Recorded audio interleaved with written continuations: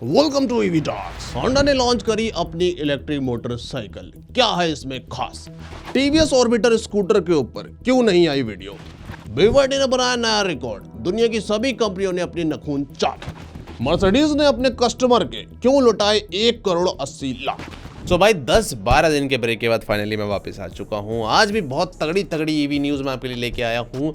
एक करके सबके ऊपर बात करेंगे, लेकिन हाँ, आप में से जितने भी लोगों ने मुझसे पूछा कि क्या मेरी भाई तबीयत ख़राब है, आपके हालचाल क्या है, उनको भाई थैंक यू इतने काइंड वर्ड्स के लिए, मेरा हालचाल पूछने के लिए। और जो बंदे कह रहे थे कि भाई मज़े भी ले रहे थे यार, कहीं तो कह रहे थे भाई टपक गया क्या, पासवर्ड मुझे दे जाता यूट्यूब का। सुधरो भाई सुधरो, इतना भी ठीक नहीं है होना। भाई ऑनेस्टली बताऊं तो मुझे अब थोड़ा सा अच्छा लग रहा है। ये जो मैंने 10-12 दिन का ब्रेक लिया वो इसलिए ही लिया था, मेरा माइंड पक चुका था भाई, और मैं कुछ कंटेंट में उल्टी हरकतें कर रहा था, ढंग से मज़ा सा नहीं आ रहा था। लेकिन अब मुझे वो एनर्जी वापस आती हुई नजर आ रही है। आई विल बाउंस बैक वाली एनर्जी।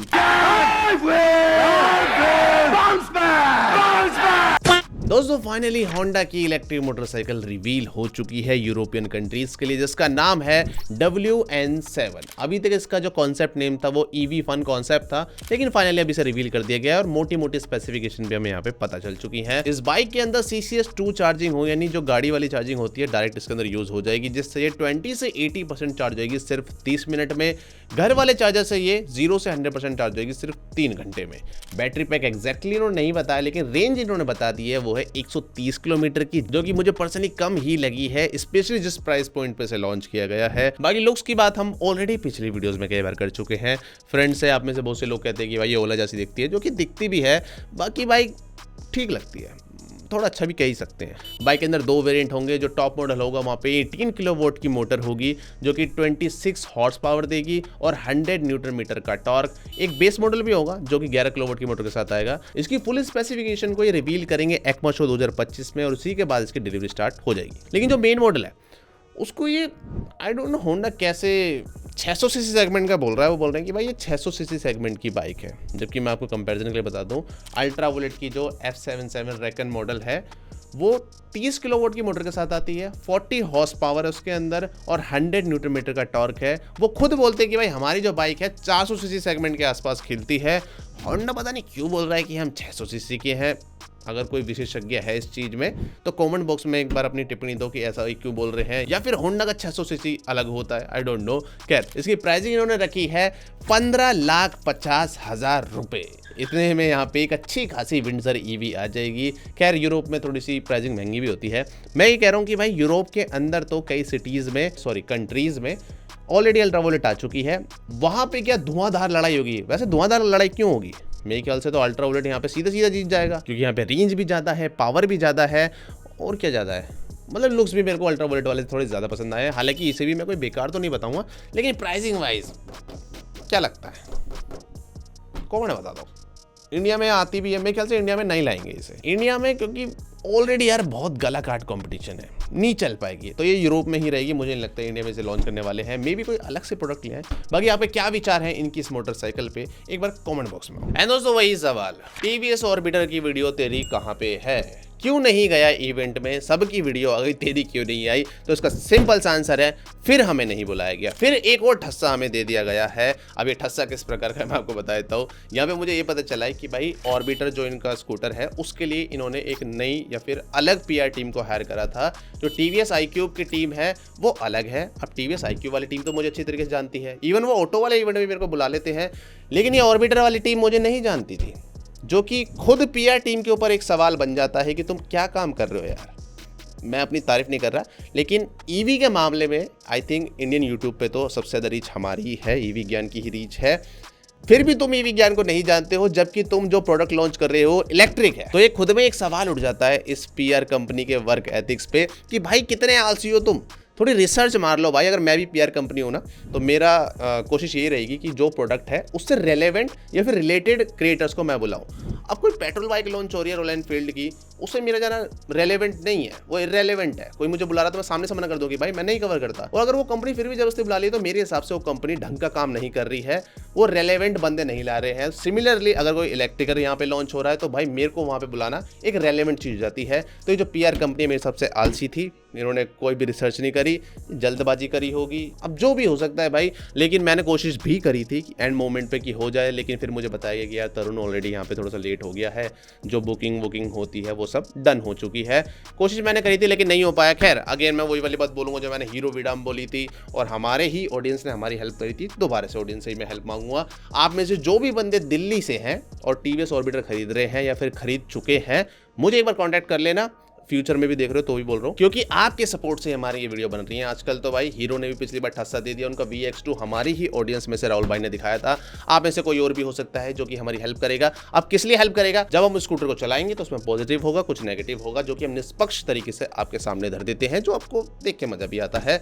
तो करना ठीक है, जिसको भी मिल जाए टीवीएस ऑर्बिटर दिल्ली के अंदर, कॉन्टैक्ट करो, डिस्क्रिप्शन में नंबर है, बाकी इंस्टा वगैरह पे भी हम अवेलेबल है। भाई देखो सपोर्ट से चलते हैं चैनल, मेरे को दिख रहा है धीरे धीरे कंपनी ये ठस्सेबाजी करके ना हमें रोक देती है। और यहाँ पे टीवीएस को भी भाई ध्यान देना चाहिए कि उनकी PR टीम कैसे वर्क कर रही है, ढंग का काम कर भी रहे हैं या फिर काम चोरी चल रही है। क्योंकि देखो यहाँ पे लॉस ब्रांड का भी है। टीवीएस भी यहाँ पे लाखों रुपए खर्च करके इवेंट ऑर्गेनाइज करता है, उनका भी गोल होता है कि भाई ऑडियंस तक हमारी मैक्सिमम रीच जाए। और मेरी वीडियो नहीं डली तो भाई मेरी रीच भी ब्लॉक हो गई, यहाँ पे मेरे भी व्यूज नहीं आए, तो दोनों का लॉस हुआ यहाँ पे, जस्ट बिकॉज यहाँ पे PR टीम ने काम ढंग का नहीं करा। और मैंने ये भी नोटिस करा, सिर्फ मेरे साथ ही नहीं, जो बाकी EV कंटेंट बनाने वाले बंदे हैं उनको भी इनवाइट नहीं किया। तो टीवीएस से मेरा यही आग्रह है कि थोड़ा ध्यान दो PR टीम पे, ये काम चोरी कर रहे हैं। और हाँ एक चीज़ और जो मैं बोलते काफ़ी चौड़ा फील कर रहा हूँ, थोड़ा कॉन्फिडेंट फील कर रहा हूँ मैं पहले के मुकाबले। पिछली वीडियो मैंने बोला था कि भाई सपोर्ट करो तुम्हारे भाई को, ज्वाइन बटन दबाओ और उसे ज्वाइन करो एज ए मंथली सब्सक्रिप्शन। और आप में से बहुत सारे लोगों ने उसे ज्वाइन करा, उसके लिए थैंक यू। मजा आया, मतलब कॉन्फिडेंस सा फील हुआ कि भाई अपनी सपोर्टिव ऑडियंस है, मेरे कंटेंट की वैल्यू की जाती है। जो कर सकते थे उन्होंने किया है, बाकियों ने अच्छे अच्छे कमेंट लेके, उनको भी भाई दिल से थैंक यू। मजा आ गया। बहुत सारे बंदों ने करा है, मैं एक्चुअल नंबर यहाँ नहीं बता रहा हूँ, फ्यूचर में बताऊंगा जब ज़्यादा से इकट्ठे हो जाएंगे, जब एक साथ बताऊंगा कि भाई किस लेवल पे कितने बंदे हैं। कोशिश करूंगा शायद अलग चैनल पे इस पर ही बता दूं, बट अगेन थैंक यू। दोस्तों BYD ने वर्ल्ड रिकॉर्ड तोड़ दिया है और इस रिकॉर्ड को दुनिया अब लंबे समय तक याद रखने वाली है। अभी कुछ दिनों पहले इन्होंने अपनी U9 track edition electric car से वर्ल्ड फास्टेस्ट EV का रिकॉर्ड बनाया था, जिसमें इन्होंने 472 किलोमीटर की टॉप स्पीड को अचीव करा था जर्मनी के अंदर। और उसके बाद गिनती की 3-4 गाड़ियां रह गई थी जो उससे ज्यादा स्पीड पे चल सकती थी, जिसमें सबसे टॉप पे थी Bugatti Sharon super sport 300 plus 490 kilometre की टॉप स्पीड के साथ 2019 में इन्होंने रिकॉर्ड बनाया था। लेकिन BYD ने आज ये रिकॉर्ड उठा के फेंक दिया है कूड़े में, क्योंकि नया रिकॉर्ड बन चुका है 496 किलोमीटर पर आवर की टॉप स्पीड का, जो कि किसी भी कार के द्वारा इस धरती पे अभी तक का सबसे मैक्स स्पीड रिकॉर्ड हो जाता है किसी भी प्रोडक्शन कार का। अब थोड़ी डिटेल में बात करते हैं यहाँ पे हुआ क्या है। तो इनकी जो ट्रैक एडिशन कार थी उसे अभी बोल रही है BYD U9 एक्सट्रीम, जिसके अंदर चारों व्हील्स पे मोटर लगी हुई है जो कि 30,000 RPM पे चलती है। कंबाइंड पावर यहाँ पे लगभग 3000 ब्रेक हॉर्स पावर है। वर्ल्ड का पहला 1200 वोल्ट का अल्ट्रा हाई वोल्टेज प्लेटफॉर्म इन्होंने यूज करा है। बैटरी पैक भी यहाँ पे कोई आम नहीं है, ये बैटरी पैक इतने एडवांस है कि जो इनकी नॉर्मल वाली U9 आती है उसके मुकाबले 170% की ज्यादा हाइयर डेंसिटी है। 30C के डिस्चार्ज रेट को सपोर्ट करता है और 67% लेस हीट जनरेशन करता है, क्योंकि इन सेल्स के अंदर डुअल कूलिंग का यूज किया गया। काफी चौड़े टायर्स का यहाँ पे यूज किया गया है, 20 इंच के व्हील हैं और ये नॉर्मल वाली U9 से लगभग 5 किलो ज्यादा हैवी भी है। BYD इस गाड़ी के सिर्फ 30 यूनिट को बनाने वाला है ग्लोबली और इसकी कीमत होगी लगभग 2 करोड़ रुपए। अब देखो मजे की बात यहाँ पे ये है कि मैंने पिछली वीडियो में ही बोला था कि भाई EV जो है ना अगले 1 साल के अंदर world top speed record achieve कर लेगी, लेकिन इन्होंने कुछ हफ्ते में ही कर दिया, जो कि मुझे ही इतना शॉक्ड कर देती है कि भाई इतनी तगड़ी इनोवेशन हो रही है EV के अंदर। मैं आपको साफ साफ बता दूं, पिछले 100 साल में जो आइस इंजन ने या फिर डीजल पेट्रोल इंजन ने तरक्की दिखाई है ना, EV ने उसे सरपास कर दिया सिर्फ 15 साल के अंदर, जो कि खुद में ही बहुत बड़ी चीज हो जाती है। और यहाँ पे आंसर सिंपल है भाई, ये जो इंजन होते हैं जो इतने कॉम्प्लेक्स होते हैं, चाहे उनमें कितनी भी पावर हो, अब वो बात उनमें नहीं है कि वो टक्कर ले पाए EV मोटर से, जो कि अब हमें दिखना स्टार्ट भी हो गया है। अब एक चीज और भी बता दो, टॉप स्पीड रिकॉर्ड के अंदर सिर्फ अब एक गाड़ी रह गई है जो कि कोई प्रोडक्शन गाड़ी नहीं है, उसका नाम है ये बक आई बुलेट 3। ये आपको देखने से पता लग रहा होगा कि भाई ये टॉप स्पीड रिकॉर्ड तोड़ने के हिसाब से ही गाड़ी बनाई गई है, एक्चुअल में कोई ये प्रैक्टिकल या फिर प्रोडक्शन गाड़ी नहीं है। इस गाड़ी का जो वर्ल्ड स्पीड रिकॉर्ड है वो 2016 में था 550 किलोमीटर का, और ये भी EV। दोस्तों अगर 2 करोड़ की लग्जरी गाड़ी के अंदर आपकी दिक्कत आने लगेगी तो आप क्या करोगे? तो रिसेंटली एक ऐसा इंटरेस्टिंग केस आया है जिसमें दिल्ली के अंदर एक कपल ने मर्सिडीज की EQS 580 इलेक्ट्रिक कार को खरीदा था 1.1 करोड़ की प्राइसिंग में नवंबर 2022 में। लेकिन एक साल के अंदर ना इस गाड़ी के अंदर कई सारी दिक्कतें आने लगी, जैसे रडार सेंसर का फेलियर, टच सेंसर में दिक्कत, एसी ब्लोअर के अंदर से नॉइस आ रही थी, 60 की अबव स्पीड पे अलग सी नॉइस आ रही थी, सीट के अंदर जो कूलिंग सिस्टम होता है वो वर्क नहीं कर रहा था, 360 कैमरा ढंग से काम नहीं कर रहा था और कई सारी चीजें ऐसी थी जो काम ढंग से नहीं कर रही थी, जिसके लिए ऑनर ने मर्सिडीज को कई बार यहाँ पे कंप्लेन भी करा। गाड़ी को 5 बार सर्विस सेंटर ले जाएगा, लेकिन फिर भी जो रेजोल्यूशन था वो कस्टमर्स को नहीं मिला, जिसके बाद ये जो कस्टमर थे सीधा चले गए दिल्ली कोर्ट के अंदर। वहां पे इनका फिर केस वगैरह चलता है और Delhi state consumer dispute redressal commission ने 12 सितंबर को बोला है मर्सिडीज को कि आपको अब रिटर्न करने होंगे 1.8 करोड़ इस इलेक्ट्रिक कार के, प्लस 5 लाख यहाँ पे कंपनसेशन देना होगा जो भी इन्हें मेंटल हैरेसमेंट या फिर अब मेंटल परेशानी कह लो। एक चीज उन्होंने यहाँ पे हाईलाइट और भी करी है कि भाई इस गाड़ी का वैसे तो रिप्लेसमेंट दी जा सकती थी, लेकिन कंपनी ने इस मॉडल को ऑलरेडी डिसकंटिन्यू कर दिया था, तो इस केस में सिर्फ रिफंड ही ऑप्शन रह जाता है, जो कि अब मर्सिडीज को इस ओनर को देना होगा। कहने का मतलब यहाँ पे ये है कि अगर गाड़ी खराब होनी होती है तो चाहे वो बजट सेगमेंट की हो या फिर लग्जरी सेगमेंट की हो, कहीं भी दिक्कत आ सकती है और कई बार कस्टमर को लग्जरी गाड़ी खरीदने के बाद भी कोर्ट का दरवाजा खटखटाना पड़ सकता है। दोस्तों डुकाटी की पहली इलेक्ट्रिक मोटरसाइकिल फाइनली अनवील हो चुकी है, जो कि फिलहाल के लिए तो प्रोटोटाइप स्टेज में है, लेकिन इसके अंदर ऐसी ऐसी चीजें हैं जिसे सुनकर मे भी आप शॉक्ड हो जाओगे। सबसे पहला, ये वोक्सवैगन ग्रुप की पहली इलेक्ट्रिक मोटरसाइकिल हो जाती है, प्लस यहाँ पे पहली बाइक हो जाती है जो कि सॉलिड स्टेट बैटरी का यूज कर रही है। इसके अंदर जो बैटरी सेल लगे हुए हैं वो क्वांटम स्केप बैटरी सेल्स हैं, जो कि ऑडी और पावर को नाम की कंपनी मिलकर डेवलप कर रहे हैं। सॉलिड स्टेट बैटरी की वजह से ये बाइक 10 से 80% सिर्फ 12 मिनट में चार्ज हो जाएगी, 20 किलोवाट की चार्जिंग को सपोर्ट करेगी, 18 किलोवाट का बैटरी पैक जो कि इस छोटी सी जगह में ये फिट कर देंगे, रेंज भी यहाँ पे अच्छी मिलने वाली है, प्लस यहाँ पे जो पावर है वो है 150 हॉर्स पावर की। लेकिन बाइक पर्सनली लग अच्छी रही है, जैसे डुकाटी की बाइक होती है जिसके लिए वो जाना जाता है, उस प्रकार की परफॉर्मेंस और लुक्स ये दे रही। अब ये जो बाइक है ना, ऐसा नहीं कि एग्जैक्टली ये बाई प्रोडक्शन मॉडल के अंदर आ जाएगी, ये एक आप कह सकते हो इनका एक टेस्टिंग प्लेटफॉर्म है जिसके ऊपर ये अपनी कैपेबिलिटीज को टेस्ट करेंगे, अपनी नए नए इनोवेशंस को टेस्ट करेंगे, उसके बाद इस बाइक को लाया जाएगा। यानी इस बाइक को लाने में अभी काफी टाइम है। लेकिन आज भी वही क्वेश्चन जो मेरे दिमाग में आता है कि भाई जो डुकाटी लवर है वो डेफिनेटली भाई petrol engine, petrol sound, even petrol smell को लेके बावले होते हैं।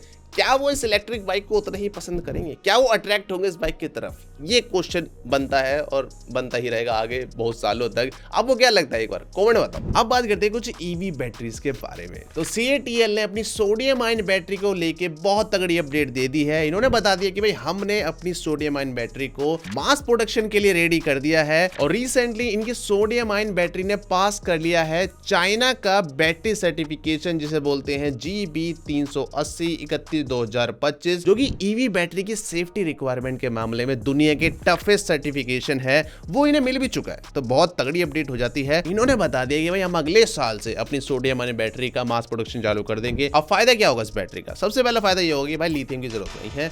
लिथियम आपको पता है पूरी दुनिया के अंदर लिमिटेड है और आधे लोग तो वैसे बहम में जी रहे थे कि भाई कल परसों लिथियम खत्म हो जाएगा, ईवी कार खड़ी रह जाएंगी। और मेरा यही जवाब होता था कि भाई जब तक तो हम पता नहीं कितनी तरह की अलग अलग केमिस्ट्री की बैटरीज बना लेंगे यार, और वही अब हमें होता हुआ नजर आ रहा है।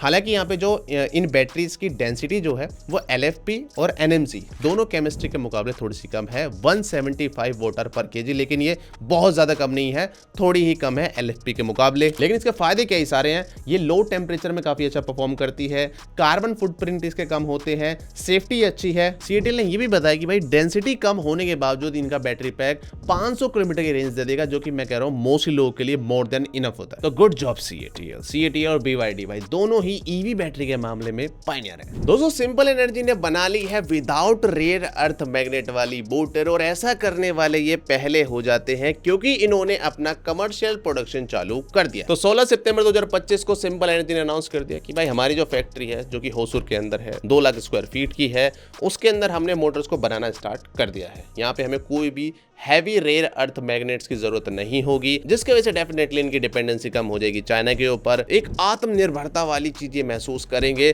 प्लस इन्होंने यहाँ पे ये भी बताया कि जो कि मैंने देखा है कि हमारे कमेंट सेक्शन में भी आया था, जब मैंने ओला के ऊपर ये चीज़ कवर कर दी कि भाई ओला भी विदाउट रेयर अर्थ मैग्नेट वाली मोटर्स बना रहा है, तो लोगों ने बताया कि भाई ये काफ़ी पुरानी टेक्नोलॉजी तो हम पहले यूज़ किया करते थे, ये तो हम पीछे जा रहे हैं ज़माने में जबकि दुनिया आगे जा रही है। तो ऐसा नहीं है भाई, ये जो विदाउट रेयर अर्थ मैग्नेट वाली मोटर बना रहे हैं, ऐसा नहीं है कि जो पहले आउटपुट आया करता था वही आने वाला है।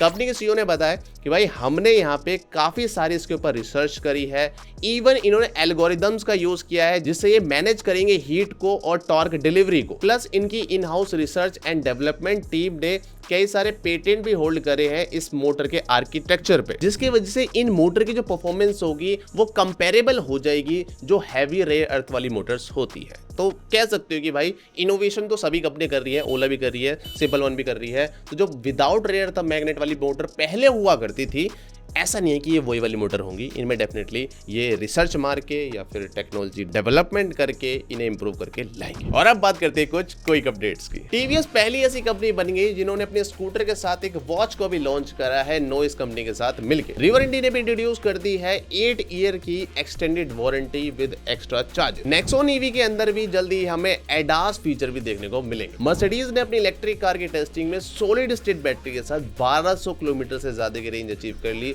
जबकि कुछ परसेंट बैटरी फिर भी बच रही। दिल्ली गवर्नमेंट ने अनाउंस कर दिया कि भाई 2026 तक जितनी भी बस फ्लीट है वो सब ऑल इलेक्ट्रिक हो जाएंगी। राप्ती एनर्जी को मिल चुकी है इंडियन गवर्नमेंट से फंडिंग और ऐसा करने वाले ये पहले हो जाते हैं। ओबेन इलेक्ट्रिक महाराष्ट्र के अंदर जल्द ही 10 नए शोरूम खोलने वाला है। ओला इलेक्ट्रिक ने कंप्लीट कर लिया है भाई अपना 1 मिलियन इलेक्ट्रिक टू व्हीलर का गोल, और इसके लिए इन्होंने एक स्पेशल बाइक को भी रोल आउट करा अपनी फैक्ट्री से। Xiaomi ने अपनी 1,16,000 इलेक्ट्रिक कार को रिकॉल करा है क्योंकि उसके ऑटो पायलट में कुछ दिक्कत आ रही थी। तो ये था इस हफ्ते का ईवी टॉक। पसंद आए तो इसे लाइक करना।